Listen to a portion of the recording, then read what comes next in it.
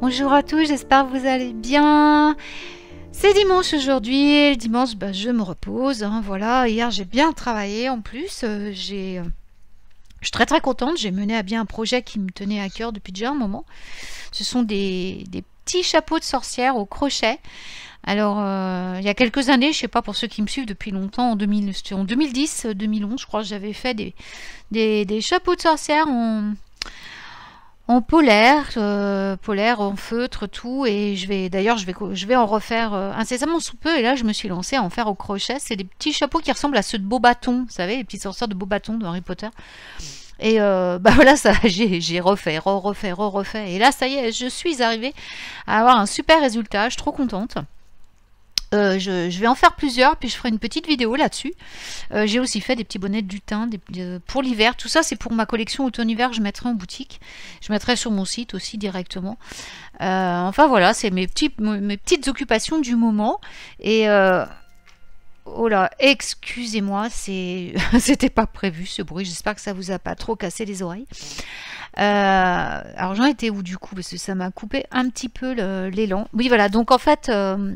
ces petits chapeaux, voilà, je vais continuer à en faire. Je vais peut-être faire même des mitaines pour porter avec, on verra. Enfin, je reprends un petit peu dans la boutique le textile que j'avais laissé tomber depuis des années pour me concentrer plus sur les bijoux, sur des choses comme ça. Mais là, ça me manque. Voilà, j'avais vraiment envie de refaire des créations en tricot, en crochet, en tissu. Là, je vais reprendre aussi la couture, enfin plein de beaux projets pour l'automne-hiver, parce que après tout c'est la saison où on va rester un petit peu chez nous au chaud, devant le poêle, et puis avec les bougies, le thé aux plantes, ou le chocolat chaud, et des bons films d'automne à regarder tout en faisant nos travaux d'aiguille, voilà. Alors en plus c'est une très bonne manière de faire de la magie des nœuds, et ça moi j'adore la magie des nœuds parce que je fais déjà des micro macramés, des colliers en micro macramé. D'ailleurs ça me fait penser que j'ai une amie qui m'a apporté un seau complet de coquillages aujourd'hui qu'elle a retrouvé dans sa maison. Elle me disait ça devait être l'ancienne propriétaire, une vieille dame qui habitait là et qui avait dû aller ramasser avec ses petits enfants une tonne de coquillages, tous plus beaux les uns que les autres, et je suis enchantée. Je vais passer l'après-midi à les trier, et je pourrais faire des mobiles, comment ça s'appelle, peut-être des dreamcatchers, mais aussi des colliers au macramé, plein de choses avec ces coquillages, des carillons éoliens, ça j'adore en coquillage, ça fait un bruit extraordinaire. Voilà, j'ai de quoi m'occuper.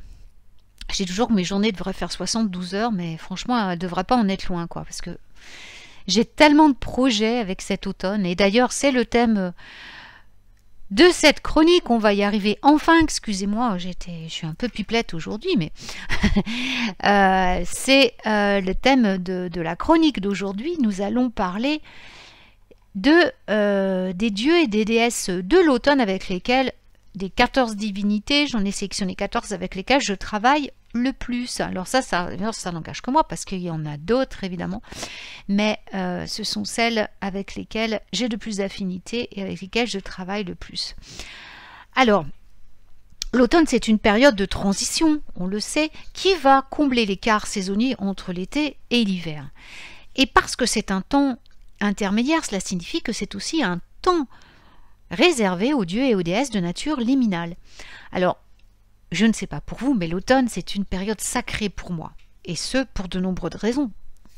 Mais principalement parce que le voile est fin et que je peux facilement communier avec mes ancêtres et avec les dieux.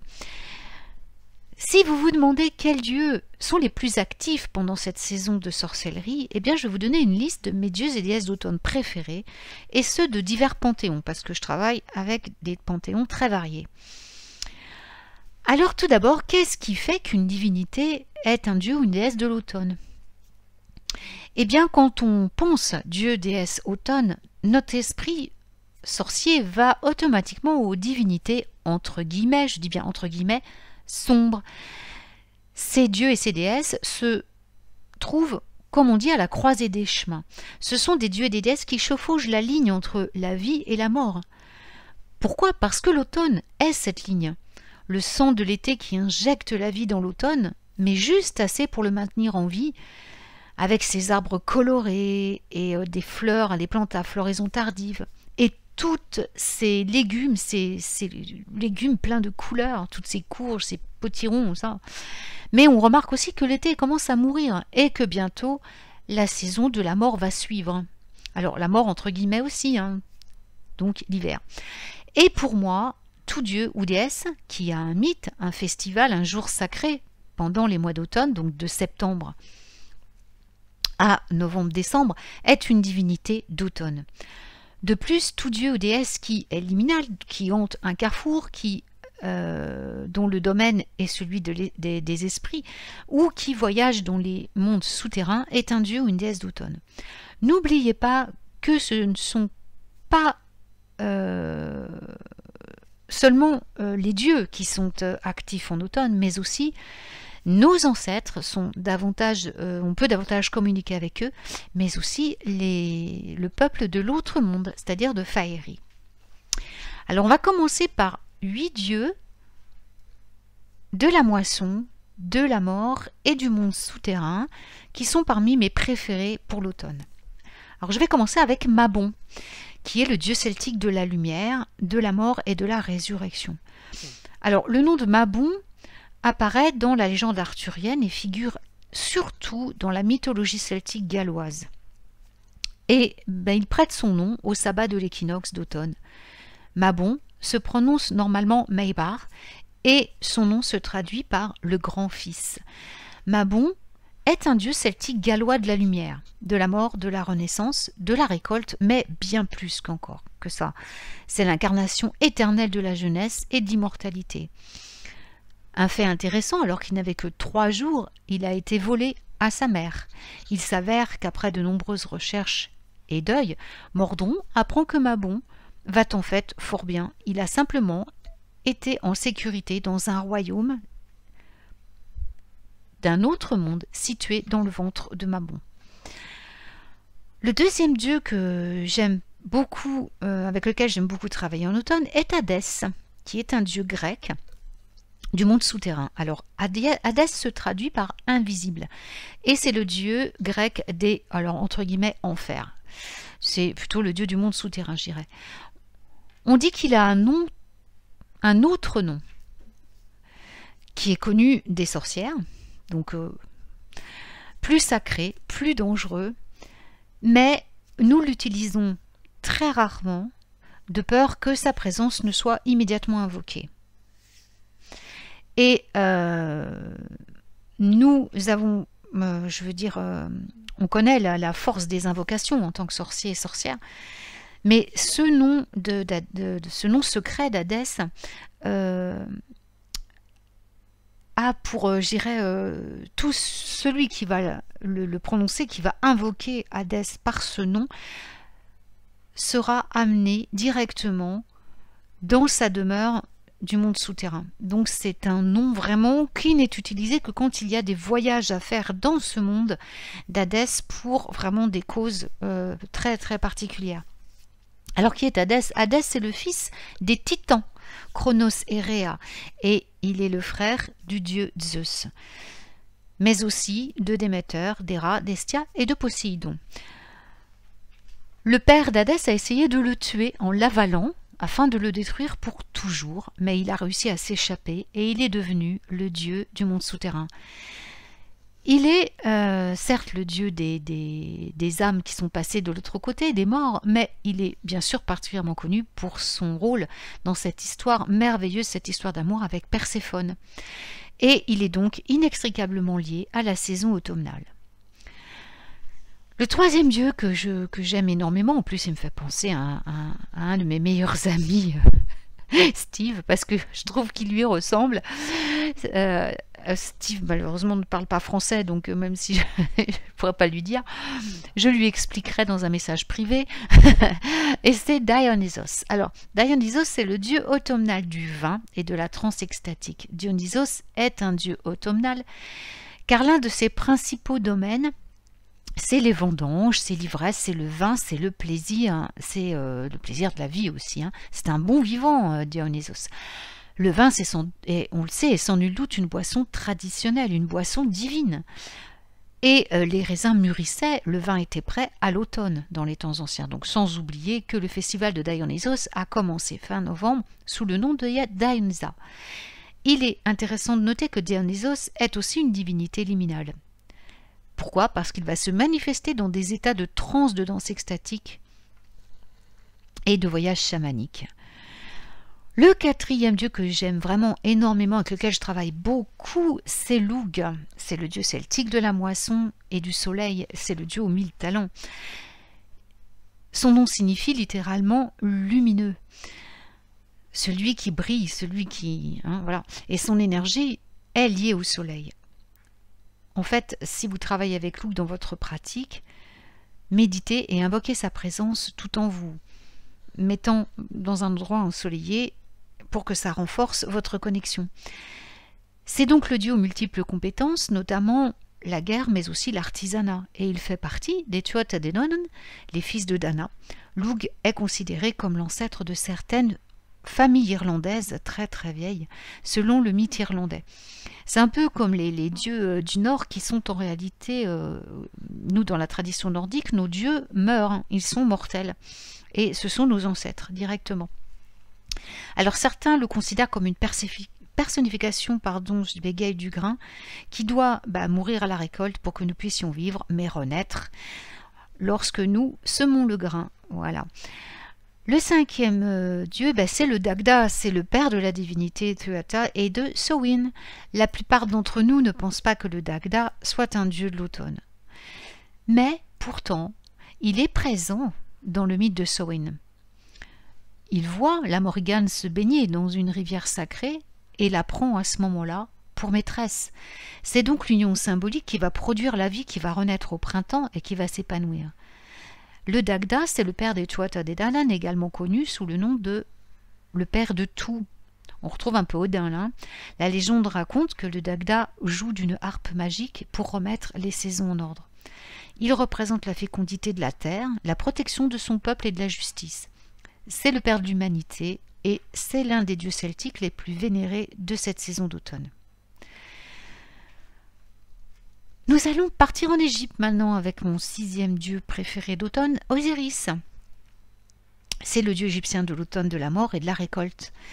Donc, il est souvent représenté, comme on le sait, avec une apparence, sa peau est verte en raison de son lien avec la terre, avec la fertilité. Une fois de plus, on voit le symbolisme du changement des saisons et de la mort.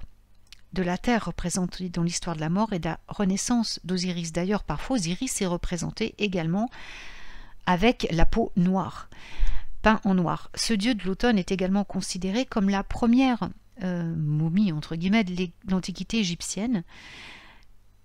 Et bien sûr, on connaît toute son histoire avec Isis, qui a recueilli les morceaux de son corps, les a enveloppés donc de ces bandelettes miraculeuses pour le ramener à la vie.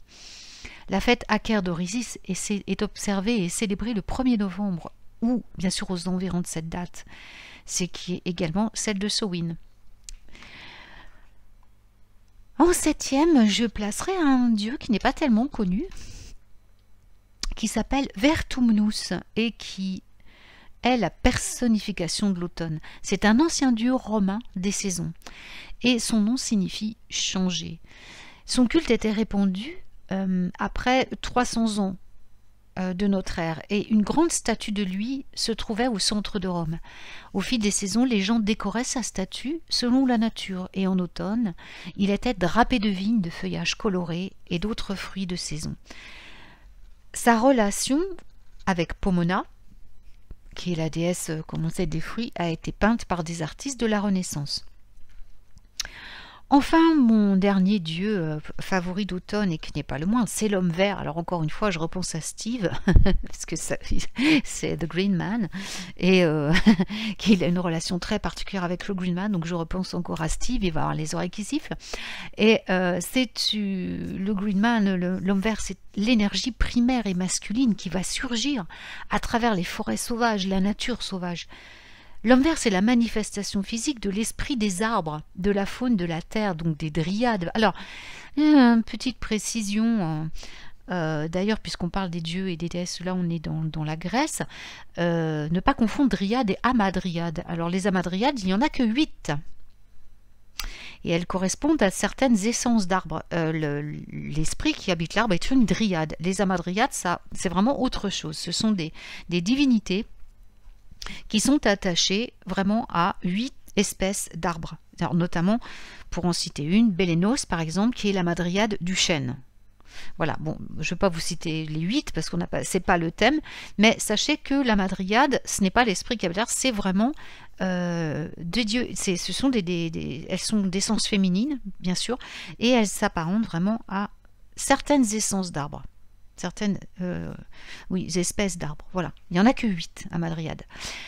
Tout esprit qui occupe l'arbre, c'est donc les dryades, et les dryades sont sous la responsabilité de l'homme vert.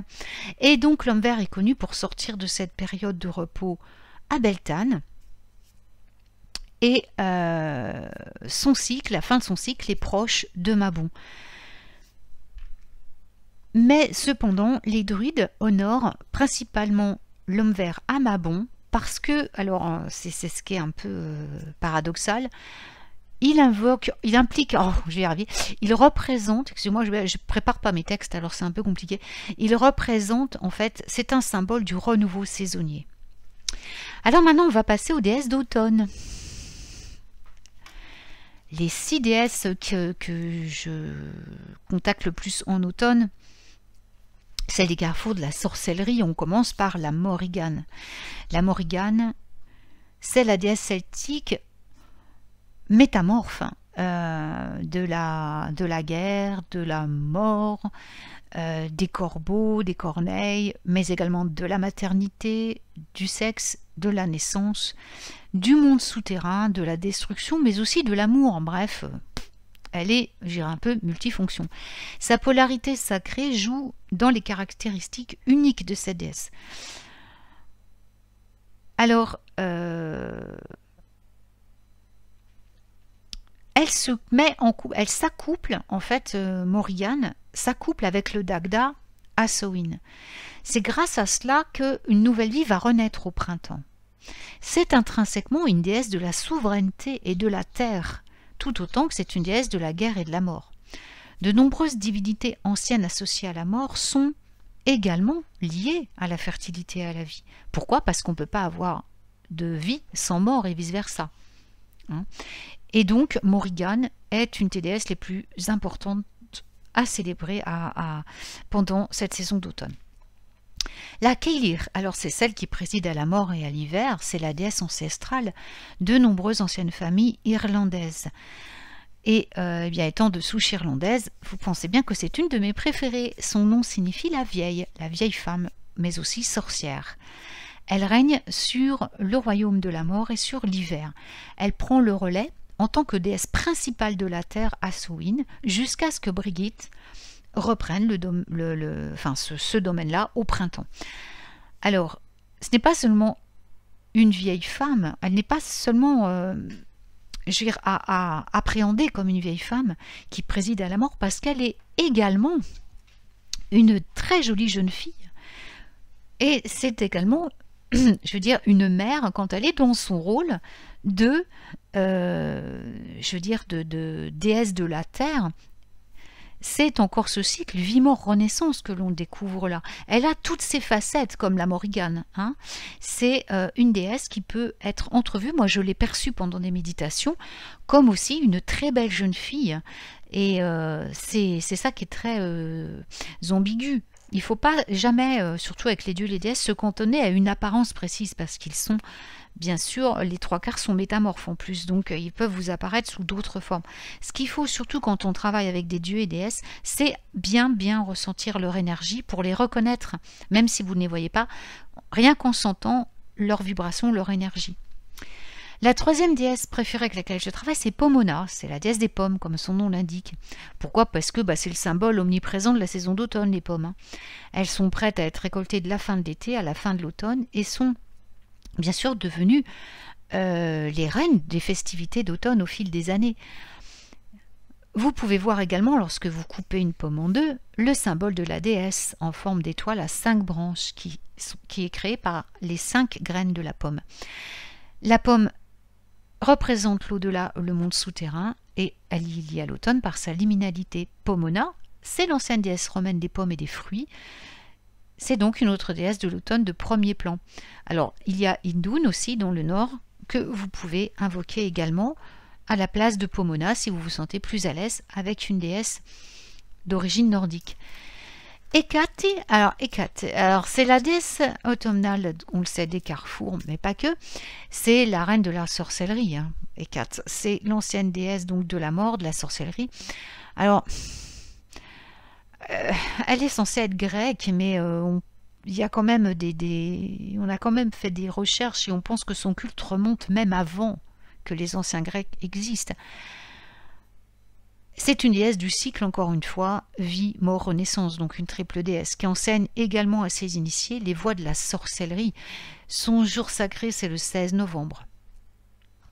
Et si vous voulez lui rendre hommage lors de sa journée sacrée, eh bien organisez un souper d'Hécate. Alors je vous expliquerai une autre fois ce qu'est le souper d'Hécate. C'est un rituel, voilà, que l'on pratique le 16 novembre. Mais ça fera partie d'une autre... peut-être bien une autre chronique. En cinquième, je vais vous parler de Perséphone, donc, qui est la reine de la terre et des enfers. C'est bien sûr, comme je l'ai dit tout à l'heure, une des histoires les plus connues des dieux et des déesses. C'est une très belle histoire d'amour, hein, que l'histoire de Perséphone, Hadès et de Déméter. C'est une belle jeune fille divine qui était en mission pour gouverner la terre et le royaume des morts. Et je vais juste vous remémorer vite fait l'histoire, mais j'ai fait une chronique là-dessus, si ça vous intéresse, j'ai fait un podcast chronique là-dessus. Donc, elle aspirait à quelque chose de plus que ce règne de terre, saison, récolte et tout. Et Déméter ne lui permettait pas, sa maman ne lui permettait pas de la quitter. Et elle a conçu un plan, Perséphone, pour s'échapper. Elle voulait séduire et attirer Hadès. Mais elle ne savait pas qu'Hadès était déjà follement amoureux d'elle. Elle est donc allée avec lui. Elle ne s'attendait pas non plus à tomber follement amoureuse de lui. Et c'est exactement ce qui s'est passé. Mais évidemment, Déméter s'est aperçue de sa disparition. Elle a donc envoyé Hermès pour la chercher. Et avant qu'elle ne soit ramenée sur terre, Hadès a placé un morceau de fruit souterrain dans sa bouche, une grenade. Ce fruit garantissait que même si Perséphone vivait sur terre les 2 tiers de l'année, elle passerait l'autre tiers avec lui, et elle régnerait en tant que reine des enfers. Chaque printemps, lorsqu'elle revient sur terre, les fleurs s'épanouissent et tout reprend vie, et quand elle repart avec son époux à l'automne, eh bien, tout se rendort. Alors c'est un très très bref résumé de leur histoire. Je vous dis, si vous voulez connaître le mythe complet, je vous invite à aller dans ma barre de recherche de ma chaîne YouTube et de taper Perséphone et Hadès et vous allez trouver mon petit podcast qui leur est destiné. Alors en 6e, on repart sur les divinités galloises et là je vais partir avec Rhiannon. Mordron, Rhiannon, déesse de la terre et de Mabon. Alors, lorsque le dieu de la lumière, donc je l'avais dit, n'avait que 3 jours, il a été enlevé à sa mère. Et il est donc retrouvé dans le ventre de Mordron. Mordron est elle-même une déesse de la terre et une personnification de la terre elle-même. Donc l'idée que son fils est pour toujours dans son ventre, ça a du sens. Pourquoi? Parce qu'on est tous en sécurité dans l'étreinte aimante de la terre-mère. Nous sommes éternellement jeunes à ses yeux. On peut également entendre parler de Mabon, puisqu'il est le fils de la déesse galloise Rhiannon. Et parfois, Mordron est considéré comme une autre forme de Rhiannon. Alors, Rhiannon est une des déesses d'Avalon, puisqu'on sait qu'Avalon est... enfin, on le sait. Tout le monde ne le sait pas, mais voilà. Les déesses d'Avalon sont des déesses galloise. Voilà, alors j'ai terminé aujourd'hui pour cette chronique. J'espère que ça n'a pas été trop embrouillé, parce que voilà, c'est vrai que j'ai pas préparé, donc mais au moins ça vous donnera une petite idée des dieux et déesses avec lesquels vous pouvez travailler dans cette merveilleuse saison qu'est l'automne. Voilà. Eh bien, en attendant de vous retrouver pour de nouvelles aventures magiques, je vous souhaite un merveilleux dimanche après-midi et prenez bien soin de vous. Et à tout vite pour une nouvelle chronique magique.